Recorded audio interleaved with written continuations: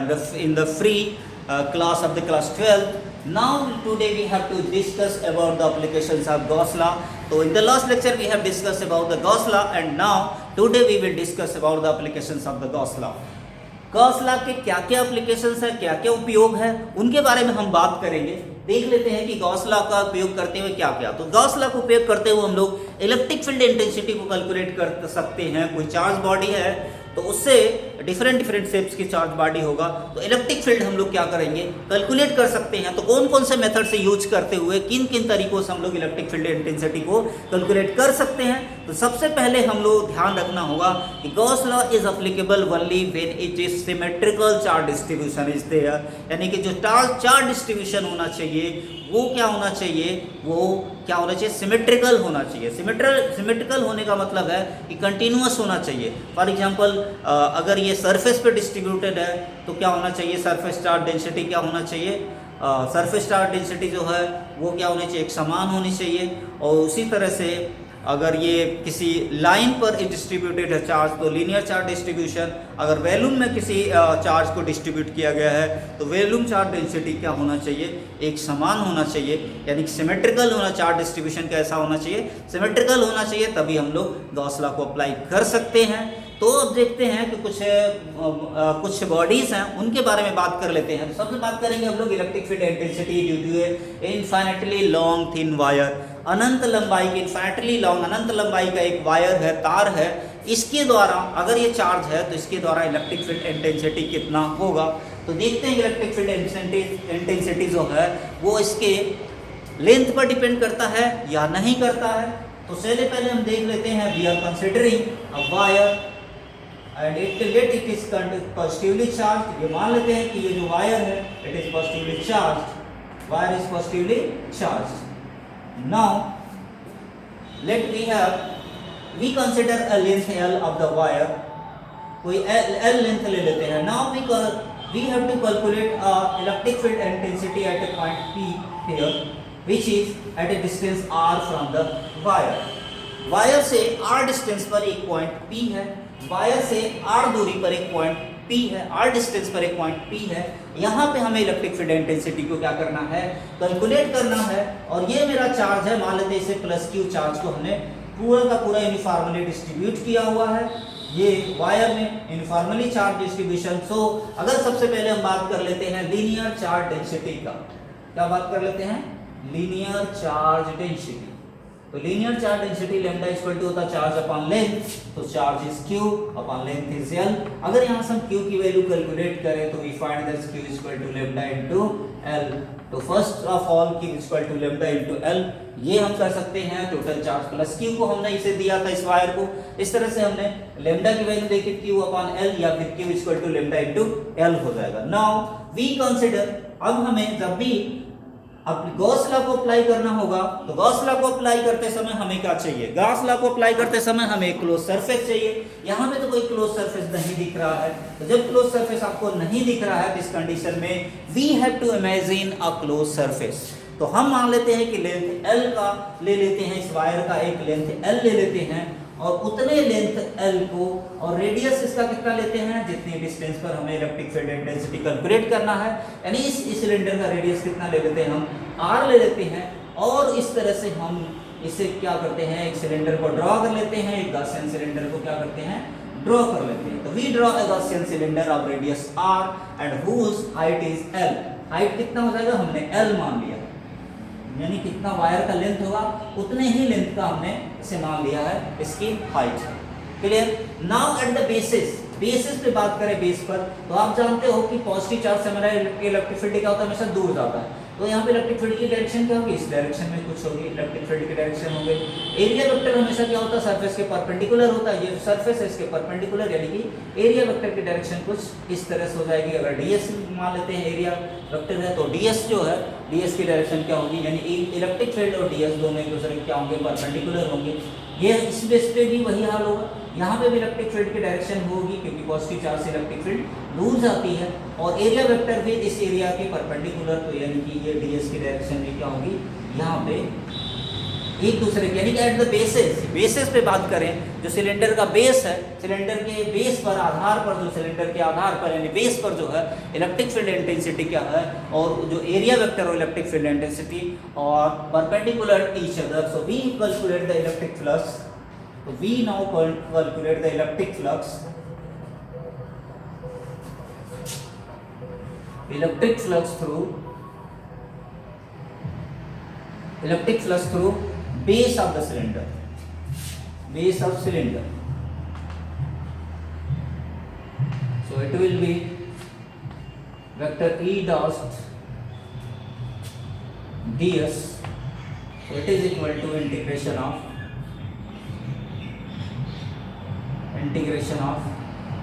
E ds cos 90, because the angle between E and ds is 90. So we know that the value of cos 90 is 0. अगर cos 90 की value हम जानते हैं क्या होती है, 0 होती है, इसलिए टोटल क्या हो जाएगा, 0 हो जाएगा। यानी दोनों बेसिस पे जो इलेक्ट्रिक फ्लक्स होगा वो क्या हो जाएगा, 0 होगा। दोनों बेसिस पे इलेक्ट्रिक फ्लक्स हमने कितना कैलकुलेट कर लिया 0। Now we have to calculate the electric flux at the curve surface. Curve surface area में मान लेते हैं एक एरिया है, एरिया का जो डायरेक्शन होगा ये परपेंडिकुलर होगा, और इलेक्ट्रिक फील्ड भी यहाँ पे क्या होती है, सेम डायरेक्शन होगी, क्योंकि इलेक्ट्रिक फील्ड जो है सरफेस के क्या होती है, परपेंडिकुलर से सॉलिड के सरफेस के क्या होती है, परपेंडिकुलर होती है। यहाँ पे इलेक्ट्रिक फील्ड की डायरेक्शन और एरिया वेक्टर की डायरेक्शन दोनों क्या होगी, यहाँ पर सेम होगी, यानी ई और ds की डायरेक्शन सेम है, और ई ds का नाउ इलेक्ट्रिक फील्ड इंटेंसिटी अब कैलकुलेट कर लेते हैं हम, क्या, electric field intensity due to electric field intensity due to through curve surface area. जो कर्व सरफेस एरिया है अब सिलेंडर, उस पे बात करें तो electric field intensity it will be integration of vector E ds cos 0 होगा, cos 0 की वैल्यू 1 होता है, तो इट इज इक्वल टू हो जाएगा integration of vector E ds, and E जो है बाहर आप निकाल लेते हैं, ds का इंटीग्रेशन क्या है, ds मींस एरिया, तो कर्व सरफेस एरिया होता है 2 pi r into h होता है, h की जगह पे यहाँ l लिया है हमने, तो ये हो जाएगा 2 pi r into l। सो ये इलेक्ट्रिक फील्ड इंटेंसिटी होगा कर्व सरफेस एरिया पे।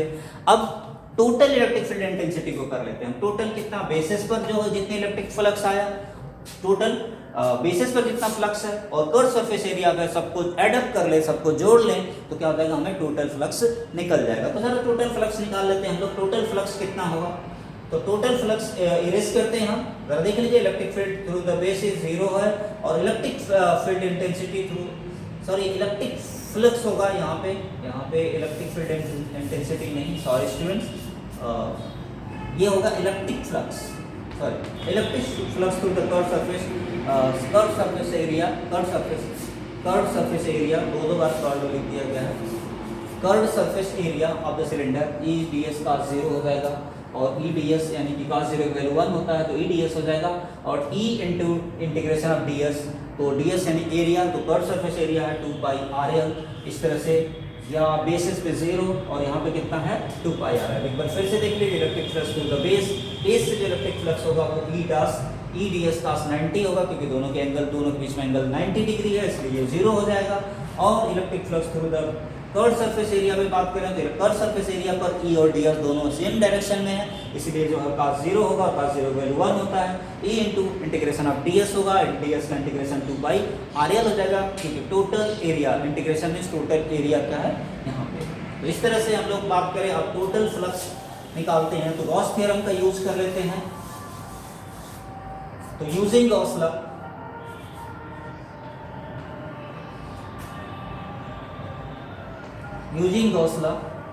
we have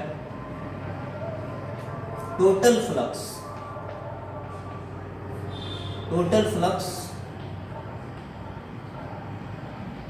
through cylinder। Total flux through cylinder क्या होगा, Q अपॉन एप्सिलॉन नॉट के इक्वल होगा। आप जानते हो गॉस थ्योरम यही कहता है कि टोटल फ्लक्स जो होगा 1 अपॉन एप्सिलॉन नॉट टाइम्स होता है टोटल चार्ज इनसाइड दैट। तो टोटल चार्ज जो है क्यूब है और तो ये हो जाएगा Q अपॉन एप्सिलॉन नॉट हो जाएगा। जरा देखा जाए तो टोटल फ्लक्स बेस पे 0 और यानी flux through the phi e at base plus phi e at curved surface area, curve surface total flux कितना होगा बेस पर यानी 2 इंटू बेसिस है plus phi E at the curve surface area and it will be equal to Q upon epsilon naught. तो देखा जाए base पर कितना है 0 था और ये कर्व सरफेस एरिया पे E into 2 pi R L है and it is equal to Q upon epsilon naught.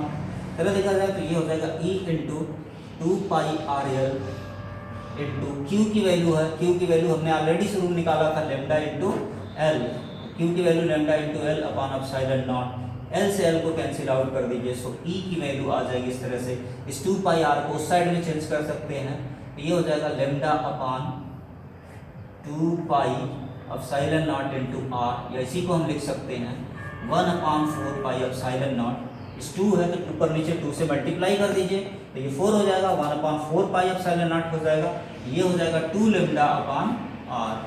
ये हो गया आपका electric field intensity due to a infinitely long wire. यहाँ भी देख रहे हैं कि एल है नहीं, इसका मतलब जो इलेक्ट्रिक फील्ड इंटेंसिटी होता है किसी वायर के लिए वो किस पर लेंथ पे डिपेंड करेगा ही नहीं, कितना भी लंबा वायर हो इलेक्ट्रिक फील्ड इंटेंसिटी इस वायर से कुछ डिस्टेंस पर, जितने भी आर डिस्टेंस पर जो होगी वो एक समान होगी। हाँ, अगर आर को बढ़ाएंगे तो ये घटेगा क्योंकि इन्वर्सली प्रोपोर्शनल सा दिख रहा है, ई जो है इन्वर्सली यहाँ लेमडा, यानी अगर हम चार्ज डेंसिटी बढ़ा दें, यहाँ पे चार्ज डेंसिटी बढ़ा दें, लीनियर चार्ज डेंसिटी अगर हम इंक्रीज कर देते हैं तो हमारी इलेक्ट्रिक फील्ड की वैल्यू बढ़ जाएगी। तो ये था आपका पहला एप्लीकेशन, गॉस थ्योरम का हमने निकाल लिया। पहला एप्लीकेशन यूज करते हुए एक वो लॉन्ग वायर होगा तो उसके पास में इलेक्ट्रिक फील्ड कितना होगा उसे कैलकुलेट कर लिया। अब हम दूसरे टॉपिक में चलते हैं।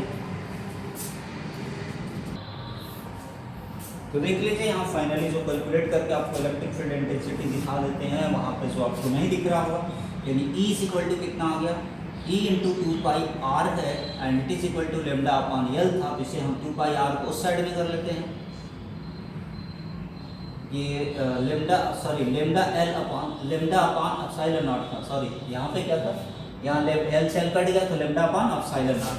तो यहाँ पे E को इस साइड में रखते हैं, 2 पाई आर को इस साइड में करते हैं, तो lambda upon 2 pi epsilon naught into R, या हम ऊपर नीचे 2 से मल्टीप्लाई कर देते हैं तो E इज इक्वल टू हो जाएगा 1 अपॉन 4 पाई एप्सिलॉन नॉट, ये 2 लेमडा अपॉन आर।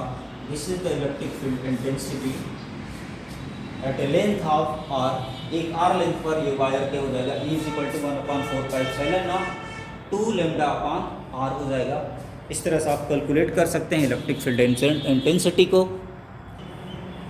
स्टूडेंट्स एक न्यूमेरिकल अब कर लेते हैं हम लोग, छोटा सा न्यूमेरिकल कर लेते हैं। मान लेते हैं एक 2 मीटर लेंथ का एक वायर, कितना है 2 मीटर लेंथ, कितनी लेंथ है इसकी वायर की 2 मीटर लेंथ की वायर है और इस पे जो +2 कूलम का चार्ज इस वायर पे दिया गया है, यूनिफॉर्मली डिस्ट्रीब्यूटेड है। एक +2 coulomb charge is uniformly distributed over a wire of length 2 metre, then find out the electric field intensity, at a distance of 2 metre from the wire. Wire से 2 metre की distance पर हम लोग क्या करते हैं, इलेक्ट्रिक फील्ड इंटेंसिटी को हम लोग कैलकुलेट करने जा रहे हैं। तो चलो देख लेते हैं। तो सबसे पहले हमने देखा Q जो दिया हुआ है आपको और L दिया हुआ है। Q जो है +2 माइक्रोकूलम चार्ज है, यानी +2 माइक्रोकूलम चार्ज को इसमें इनफॉर्मली डिस्ट्रीब्यूट किया गया है और इसके वायर की लेंथ कितनी है 2 मीटर है। नाउ हम जानते हैं कि linear charge density lambda equal to क्या होगा, Q अपॉन L होगा। Q की वैल्यू कितना है 2 माइक्रोकूलम चार्ज यानी 2 × 10⁻⁶ कूलम, 2 माइक्रो मीन्स 10⁻⁶, तो 2 × 10⁻⁶ कूलम हो गया। अपॉन जो है लेंथ L की बात करें तो लेंथ मीटर में ही है, तो 2 मीटर होगा तो अपॉन 2 से 2 डिवाइड किया हमने, ये आ गया 10⁻⁶ coulomb per metre. It is the linear charge density, lambda की वैल्यू आ गई। क्लियर। अब हम जानते हैं कि इलेक्ट्रिक फील्ड इंटेंसिटी अभी किसी वायर के लिए कितना होता है 1/4 pi epsilon naught 2 lambda upon R. तो अगर 1/4 पाई एप्सिलॉन नॉट की वैल्यू 9 × 10⁻9 है इंटू 2 इंटू लेमडा की वैल्यू 10⁻⁶ है अपॉन आर की वैल्यू हमने कहा था 2 मीटर की डिस्टेंस पर, कितनी मीटर की डिस्टेंस पर निकालना था 2 मीटर की डिस्टेंस पर हमें निकालना था। तो आर की वैल्यू कितना हो गई 2 मीटर, तो यहाँ से 2 से 2 कैंसिल आउट हुआ। अब इधर देखा था 9 × 10 टू पावर के यहाँ कितना है 9, यहाँ पे कितना है -6, 9 माइनस 6 हो जाएगा, तो ये हो जाएगा 9.0 इंटू 10⁻⁹ कितना 3, तो 9.0 इंटू 10⁻³ न्यूटन पर कूलम। इस तरह से आ जाएगा आपका इलेक्ट्रिक फील्ड इंटेंसिटी। इस तरह से कैलकुलेट कर लीजिए। एक क्वेश्चन हम आपको देते हैं, उस पर आप क्या करिए, आपके लिए हम क्वेश्चन दे रहे हैं। ये क्वेश्चन आपके लिए है कि जो है let +6 microcoulomb charge distributed over a length of 2 metre of a wire. 2 metre की लेंथ है, इस पे 6 माइक्रोकूलम का चार्ज डिस्ट्रीब्यूटेड है। तो अब जरा देखिए, और आप जो है ना इसके 2 मीटर की डिस्टेंस पर, आर कितने हैं 2 मीटर, 2 मीटर की डिस्टेंस पर इस वायर से कितना इलेक्ट्रिक फील्ड होगा, इसे कैलकुलेट करना है। सिंपल तरीके से मेरा मकसद यही है कि आपको इससे ये जो है formula is equal to electric field due to infinity long wire के लिए इक्वल टू 1/4 2 λ/r जो है आपको याद हो जाए। अगर इसको आप एक दो बार ऐसे क्वेश्चन ऐसे अपने से भी बना के कर सकते हो क्वेश्चंस को, तो ऐसे क्वेश्चंस आप अगर आप बना करके आप लोग कर लोगे आपको ये क्वेश्चन याद हो जाएगा। इस वीडियो को ज़रूर शेयर करिए अपने दोस्तों में, अपने फ्रेंड्स में, सब में शेयर करिए। और साथ ही साथ हमारा एप्लीकेशन है, एप्लीकेशन जो Supermind IIT JEE NEET classes है, वो जो है प्ले स्टोर से डाउनलोड करिए। उसके लोगों को हम बता देते हैं। Supermind IIT JEE NEET classes का लोगो जो है यस, यहाँ पे एक साइड में M, एक साइड में यहाँ पे I बना होगा, और इस तरह से एक रिंग के अंदर एक बना हुआ होगा, सब कुछ इसी तरह का होगा। Supermind IIT JEE NEET classes पूरा लिखिएगा तभी आपको ऐप आएगा। तो पहले ही नंबर पे आ जाएगा। आपको क्या लिखना है, Supermind IIT JEE NEET classes लिखेंगे और प्ले स्टोर पे सर्च मारेंगे तो आपको आ जाएगा ये। या फिर आप जो है अगर दूसरा है तो आप हमारे नंबर पे आप मैसेज कर सकते हैं, व्हाट्सएप कर सकते हैं 7054849010। This is my number. और इस नंबर पर आप क्या कर सकते हैं, व्हाट्सएप कर सकते हैं। इस नंबर पे आप व्हाट्सएप करेंगे तो आपको जो है हम रिप्लाई करेंगे, और साथ ही साथ हम एप्लीकेशन में अपने फ्री एडअप कर देंगे। अगर क्लास 12th के स्टूडेंट है तो हम आपको फ्री 4 PM to 4:40 PM तक एवरी डे 40 मिनट का क्लासेस, लाइव क्लासेस लेंगे, जिसमें आपके जो भी डाउट होंगे वो करेंगे। और हर टॉपिक्स पे, जिन टॉपिक्स पे आपको वीडियो चाहिए उन टॉपिक्स को आप जो है क्या करिए, कमेंट बॉक्स में लिखिए, कमेंट करिए, पूछिए, और जो आपको समझ में नहीं या जो आपके डाउट्स हो कमेंट बॉक्स में भी लिख करके पूछ सकते हैं। साथ ही साथ लाइव क्लासेस में भी आप जो है कर सकते हैं। और ऐप होगा, ऐप में डाउट सेशन होता है, वहाँ पे डाउट्स आप अपने कर सकते हैं। जब आप ऐप इंस्टॉल कर लोगे तो 40 मिनट के एवरी डे आपको live classes free of cost हम देंगे। फ्री ऑफ कॉस्ट 40 मिनट्स का होगा, और आपके हर डाउट्स को, चाहे बोर्ड से रिलेटेड होगा, चाहे IIT JEE से रिलेटेड क्वेश्चन का होगा, हर क्वेश्चन को आपको सॉल्व कराएंगे। अब अगला गॉस थ्योरम से रिलेटेड जो अगला हमारा वीडियो आएगा उस पर हम लोग IIT JEE और नीट के क्वेश्चंस को सॉल्व करेंगे।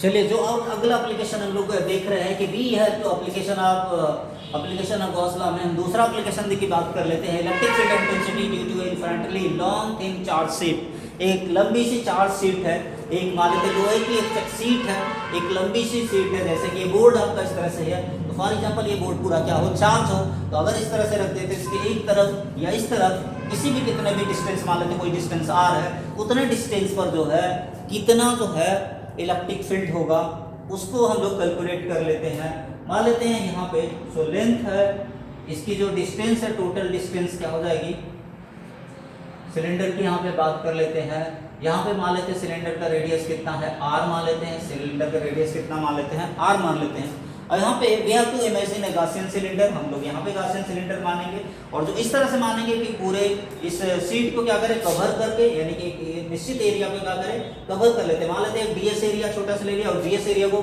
कवर करते हुए ये जो है सिलेंडर एक दोनों तरफ जो है सिलेंडर को हम लोग ऐसा मान लिया कि गॉसियन सिलेंडर जिसके अंदर में चार्ज अब उसके अंदर में आ गया, क्योंकि सिलेंडर को दोनों तरफ मान लेंगे चार्ज उसके अंदर में आ जाएगा। तो जब चार्ज इनसाइड में आ जाएगा तो हम गॉस थ्योरम को इस्तेमाल करते हुए कहेंगे टोटल फ्लक्स कितना हो जाएगा, Q/ε0 होगा। अब फास्टली थोड़ा सा देख लीजिए, मान लिया मैंने +Q चार्ज को, कितना +Q चार्ज हमने इसमें इस सीट को दिया, और इस सीट का एरिया कितना है, मान लेते हैं कैपिटल A।